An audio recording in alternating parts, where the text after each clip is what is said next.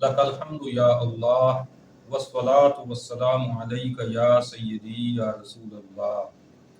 अस्सलातु वस्सलामु अलैका या सय्यदी या रसूल अल्लाह व अला आलिका व अस्हाबिका या सय्यदी या हबीब अल्लाह। नाज़रीन मोहतरम, कुरान मजीद की मुख्तलिफ आयात के उर्दू तर्जुमों का तकाबुल। हमारे इस सिलसिले में आज हम सूरह राद की बात करेंगे।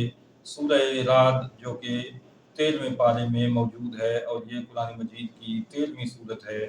इसके अंदर दो आयात हैं जिनके तर्जुमों में नजदियों ने बहुत ठोकर खाई और अल्लाह रब्बुल इज़्ज़त की शान में गुस्ताखाना तर्जुमे करके अपना भी ईमान बर्बाद करने और दूसरों का ईमान भी बर्बाद करने के मुर्तकिब हुए। अल्लाह ताला इनके शर से उम्मत मुस्लिमा को महफूज रखे। इस सिलसिले में सूरह राद की आयत नंबर 2 है जिसमें इरशाद रब्बानी है सुम्मा इस्तवा अलल अर्श। इसके तर्जुमे के हवाले से पहले भी पिछली वीडियोस में बात हो चुकी है। कुरान मजीद में 7 मकामात पर ये इरशाद मौजूद है और सातों जगह पे नजदियों ने ठोकर खाई है। उन्होंने ऐसा तर्जुमा किया है कि जो अल्लाह रब्बुल इज़्ज़त के लिए जिस्म पर दलालत करता है, जबकि अल्लाह ताला जिस्म से पाक है। सूरह आराफ के उर्दू तर्जुमों के तनाजुर में जो तकाबली जायज़ा हमने लिया है, उस वीडियो का लिंक डिस्क्रिप्शन में मौजूद है।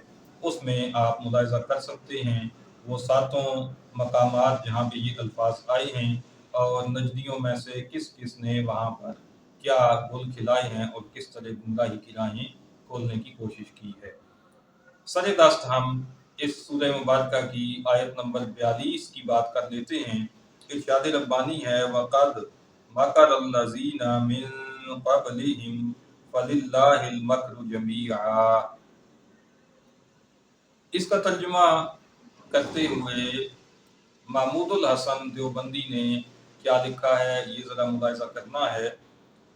1851 से 1920 का ज़माना है इस शख्स का और ये दारुल उलूम देवबंद के अव्वली तालिब इल्मों में से है।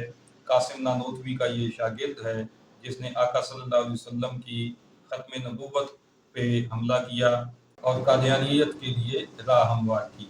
ये उसका शागिर्द है और इसने इस आये मुबारक का तर्जुमा यूं लिखा है और फरेब कर चुके हैं जो उनसे पहले थे, सो अल्लाह के हाथ में है सब फरेब।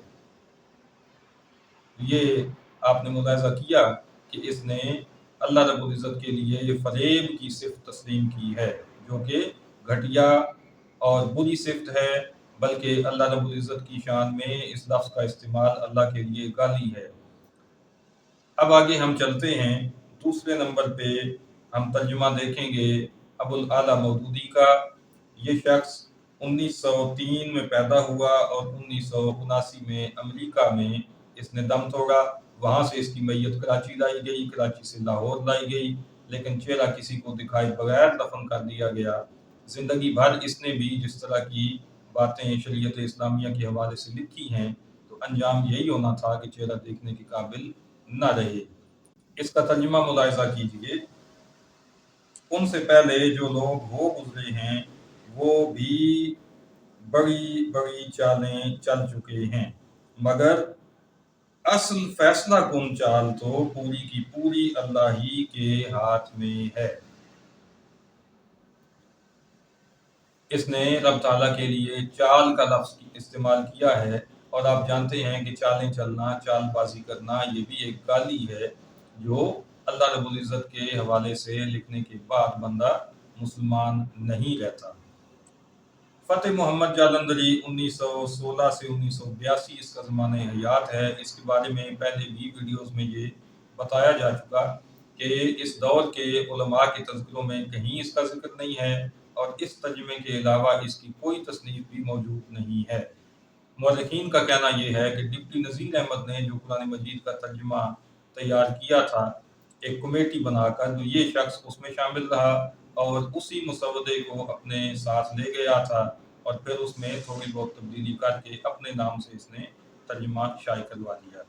इसके अंदर लिखता है कि जो लोग उनसे पहले थे वो भी बहतेरी चालें चलते रहे हैं, सो चाल तो सब अल्लाह ही की है। اس کے بعد ایک ترجمہ اور دیکھ لیجئے، یہ موجودہ دور میں نجدیوں کا سب سے بڑا پیشوا جسٹس ریٹائرڈ مفتی تقی عثمانی، جس کو یہ لوگ شیخ الاسلام کہتے ہیں، یہ اس کا ترجمہ ہے آسان ترجمہ قرآن کے نام سے۔ یہ شخص 1943 میں پیدا ہوا۔ اس نے جو ترجمہ کیا ہے اس کو بھی ملاحظہ کیجئے۔ اس نے لکھا ہے، جو لوگ ان سے پہلے گزرے ہیں چالیں انہوں نے بھی چلی تھیں، لیکن چال تو تمام تر اللہ ہی کی چلتی ہے۔ تو اس نے بھی اللہ تعالیٰ کے لیے چال کا لفظ استعمال کیا، جس کا استعمال کسی صورت بھی اللہ کے لیے جائز نہیں ہے۔ پہلوں نے جو ترجمے کیے تھے، جو غلطیاں کی تھیں، کم از کم آخری بندے کو تو آنکھیں کھولنی چاہیے، اور جب صحیح ترجمے مارکیٹ میں موجود ہیں تو ان کے ہوتے ہوئے پھر وہی گمراہی کی باتیں اگر کوئی لکھے اور کرے تو سمجھ جانا چاہیے کہ وہ بدبختی ہی کا شکار ہے اور ہدایت کے راستے پر چلنے کے لیے تیار ہرگز وہ نہیں ہے۔